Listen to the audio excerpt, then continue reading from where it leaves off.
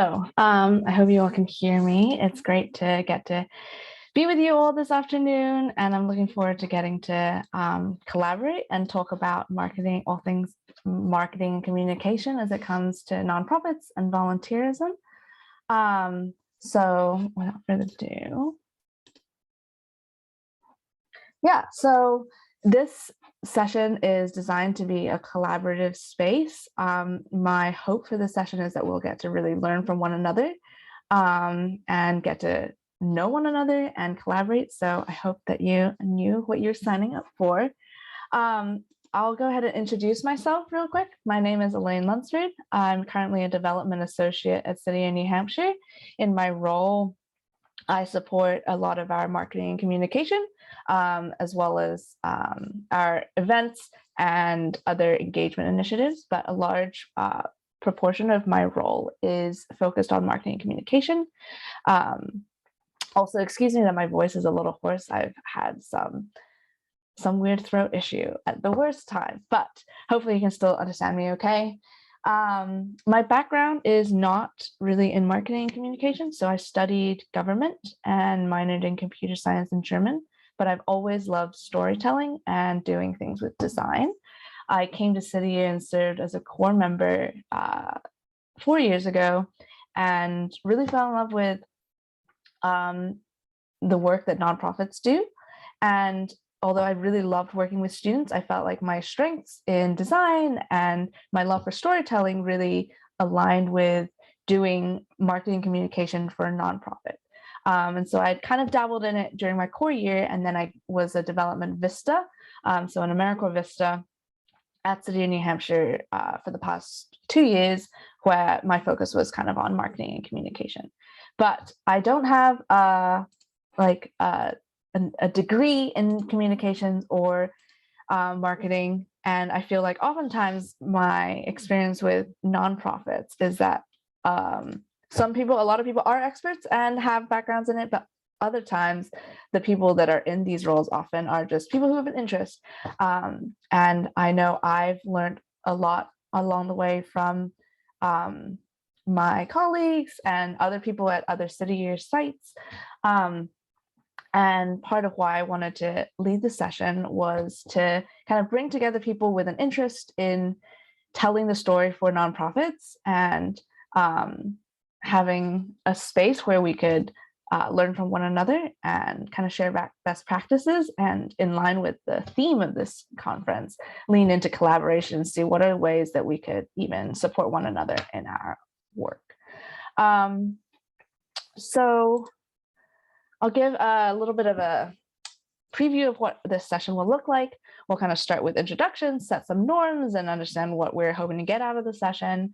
As I mentioned, I don't consider myself an expert on this topic, but I'll kind of intro with, I will be asking you all to share what you've learned and your best practices. So I feel like I should also share some of the things that I think I've learned. But then the bulk of this session will really be centered around discussions. And it's okay if you're coming from different backgrounds. We'll do a little poll shortly to see kind of who all is in the room. And it's okay if you're coming with no experience, a lot of experience. All of it is great. So I hope that you'll leave with some strategies around marketing and technology to boost volunteerism and service, hearing from different people's experiences with that.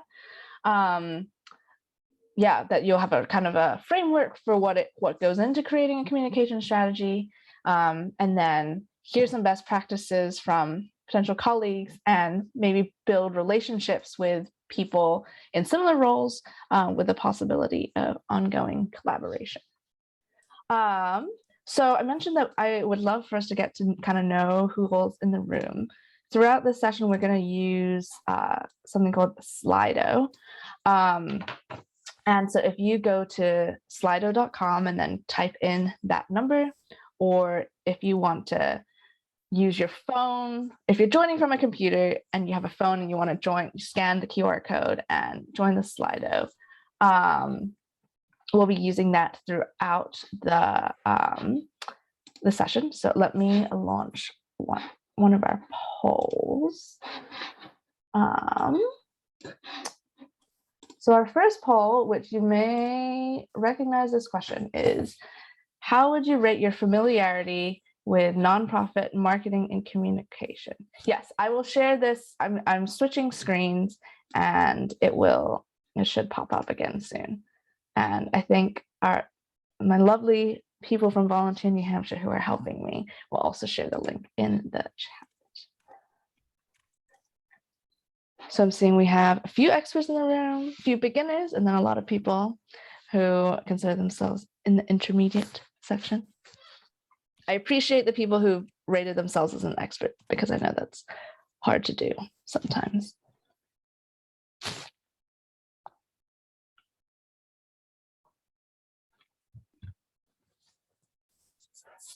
All right, thank you. And so, as I said, all are welcome. Looking forward to getting to hear from all of your different perspectives. Sometimes I think what's great about this field is that there's a lot of room for I think it can be very accessible.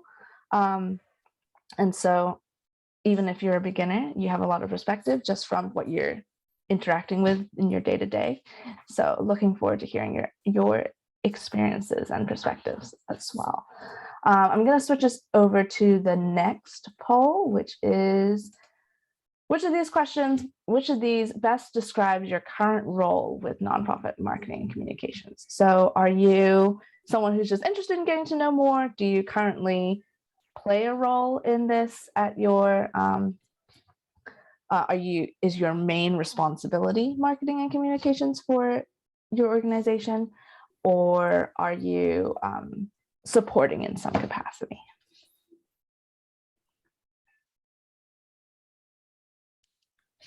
All right, so I'm seeing a lot of people who are supporting in some capacity, and I'm excited to see that. I think a lot of times this is definitely a field or an aspect that nonprofits can really engage a lot of people in.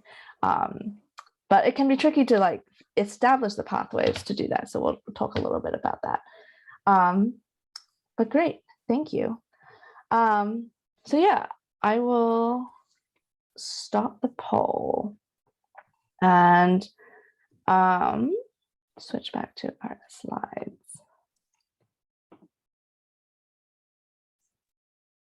So yeah, as I mentioned, I wanted to start with kind of sharing a little bit around the things that I've learned. And then we'll go into our discussion groups where I hope to spend the bulk of our time. So these are some of the things that I've learned and experienced, especially in the past three years of nonprofit communication. So I found that marketing communications can be a huge beast. There's seemingly no end to what you can do within it, and many different aspects. You can get really creative with it. But oftentimes with most nonprofits, there's not that many, there's limited staff capacity. And so there's endless amount to do, but limited capacity.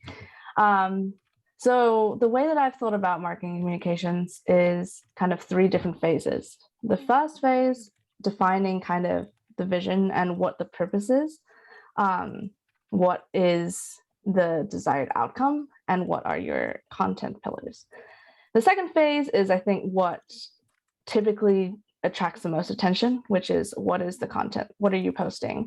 What are the platforms? What are the processes that you're going into to maintain a social media presence or things like that? And then the third phase is kind of the work that you're doing to learn from what you're doing, which is iterating, kind of learning from the analytics, leaning into understanding what it is that your audience wants, and adapting to that, as well as thinking of ways to expand your audience. Because I think what I've found is that if you focus too much on phase 2 without thinking about phase 1 or phase 3, you might be making a lot of content, but it might not be going anywhere or reaching what your desired outcomes are. So I'm going to talk a little bit about each phase and kind of some of the takeaways that I've thought about for each one. lastly, in phase one, I think the main takeaway is start from here. I think from my personal experience, when I started, I was really interested in the design aspect of communication. So I loved making graphics, and that's something that I would consider a skill. However, what I later realized was that sometimes that's not really what the audience wants. And I might spend a lot of time making a lot of different graphics, content, etc. But if it's not what the audience is interested in, then that's not really achieving the goals that we're setting out.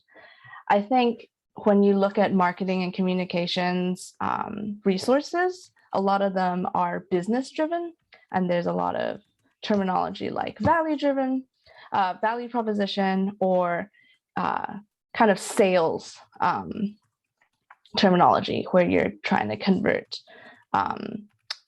audience members to sales, to buy a product or something like that. While with a nonprofit, you might not necessarily have a product you're selling.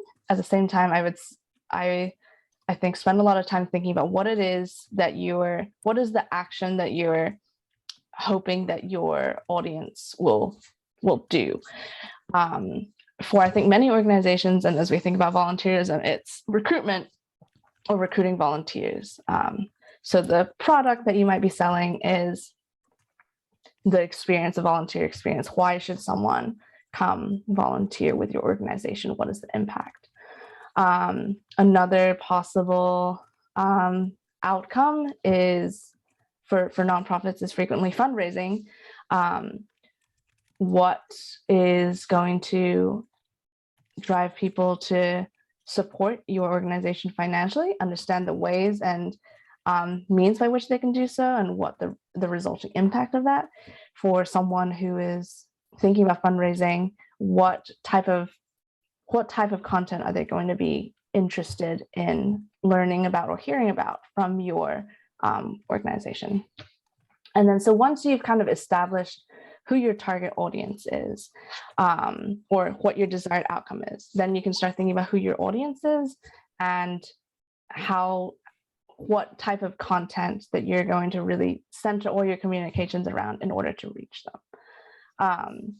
And I think once you have that established, you can go into phase two, which is thinking through all of the different content streams, platforms, processes that could go into marketing communications. So I think in this current day and age, marketing and communications is everywhere. There's so many different ways that you can reach people.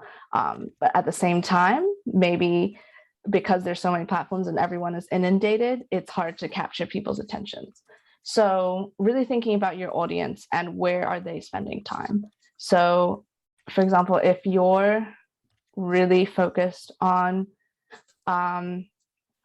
activating retirees to volunteer, then maybe something like TikTok is not a priority for your organization, although not to generalize.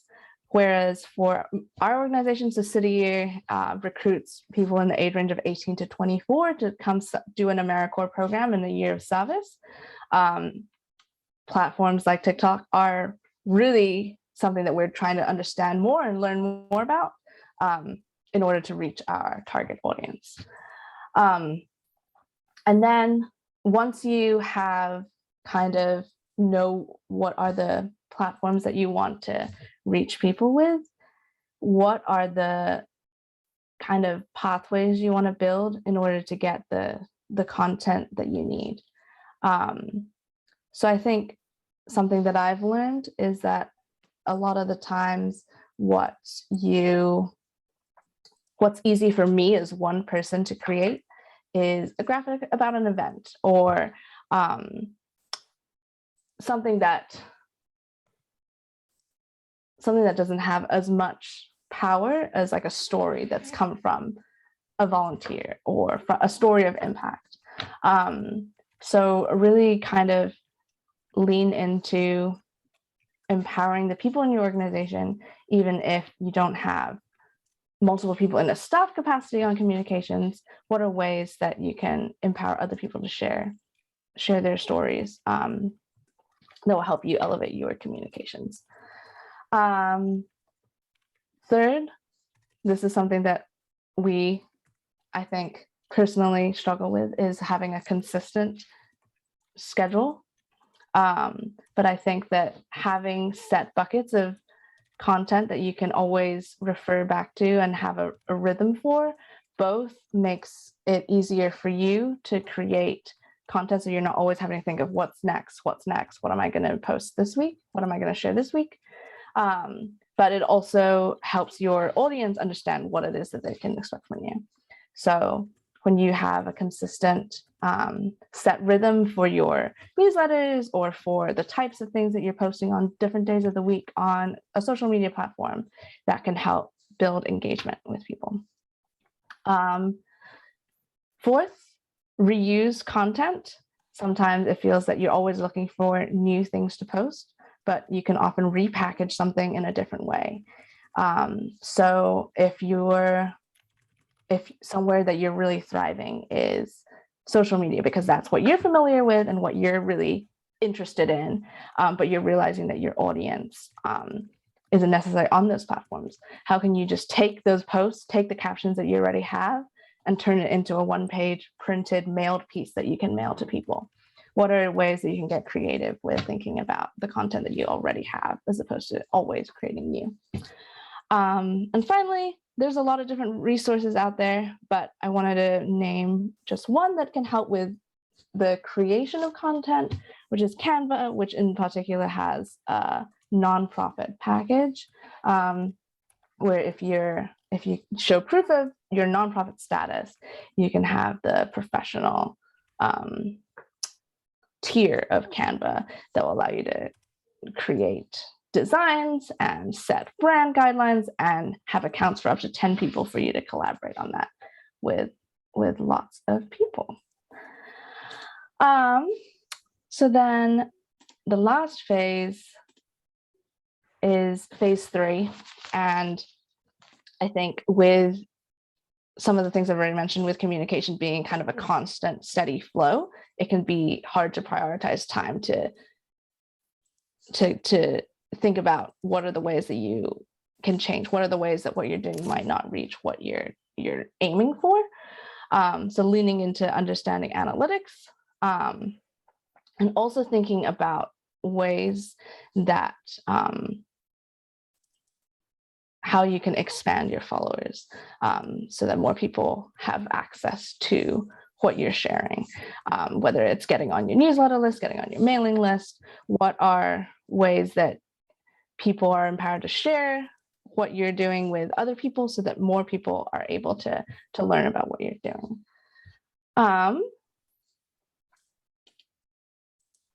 I think, as I was saying, all of this is kind of undergirded by limited capacity that exists and is a reality at nonprofits. But I think hopefully through collaboration, I think if you can set specific, you don't have to feel the pressure to do all of it all at once. I think that's something I often have to tell myself. But kind of going through this process and really thinking intentionally about, okay, what are our priorities? What are the things that with our limited capacity, what are we going to focus on so that you have the greatest return on investment?